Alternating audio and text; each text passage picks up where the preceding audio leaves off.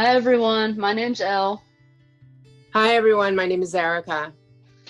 and we're here to talk a little bit about, substance use and struggling with those things in these trying times.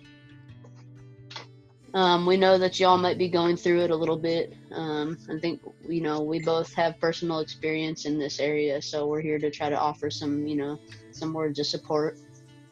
Um, I'm going to talk a little bit about coping with cravings, because I know that that can be difficult, especially when things are increasingly difficult and when we're more isolated.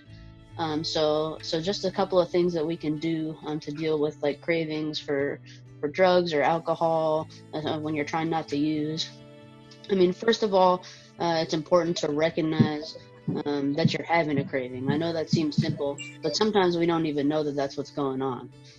So taking some time to kind of notice like what your cravings actually look like when you're having them can be important.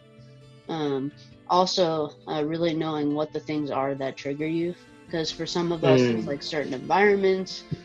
Some of us, it's like, certain people. Some of us, it's certain smells. So, taking some time to kind of figure out like what those things are.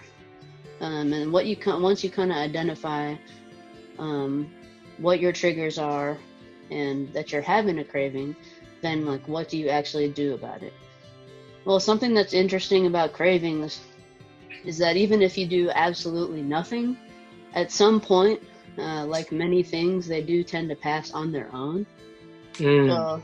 So, like even if you kind of just like buckle down, right? Like they're kind of like a wave, right? Like they kind of like rise and fall and rise and fall. So even if you were to do absolutely nothing, like they do tend to pass on their own. But there's some things that you can do that can kind of help them pass a little bit faster. So some people find it helpful to like listen to a favorite song or to exercise or to do something that's distracting. But some people find it helpful to kind of think of their craving actually like a wave and to kind of actually just ride it out. And there's a term for that. They actually call it urge surfing. Because I Oh. don't know if you've ever been in the ocean, but if you actually try to like swim against a wave and fight it, it knocks you down, right? But if you actually sort of ride the wave and sort of go with it, it kind of brings you in and it dissipates on its own. A craving is the same.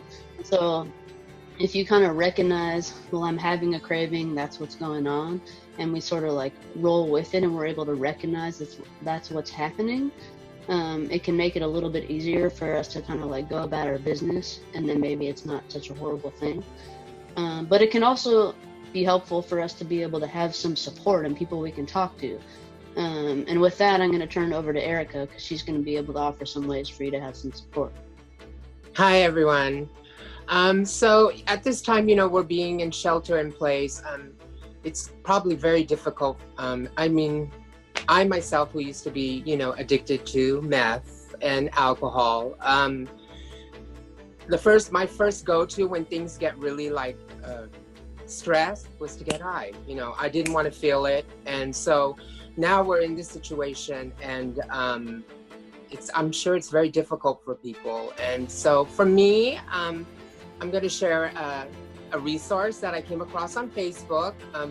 If you go to Facebook and you go to groups, there's a group that's called Remote Recovery. And with Remote Recovery, it will give you all the listings of all the meetings all day long that are going all day long. NA, AA, CMA, everything is there.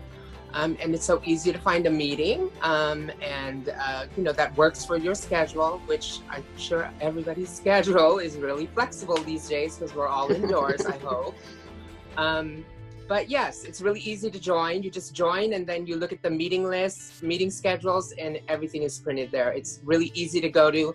The meetings are great. I've been to all of them so far, and they've all been really good. I've gotten something good out of it.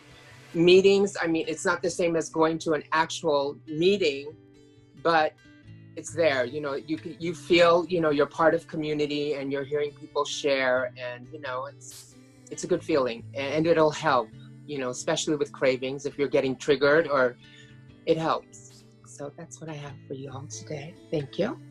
Wow, that's awesome. Well, stay tuned because we'll likely be back with more We tips will and be back resources. with Yeah. more resources for you. Heck yeah. Stay safe and wear gloves and masks if you have to go out. Yes. And feel free to hit us up on our website, sfcommunityhealthcenter.org, and check out below for links to the resources that we're talking about and upcoming videos. Thanks.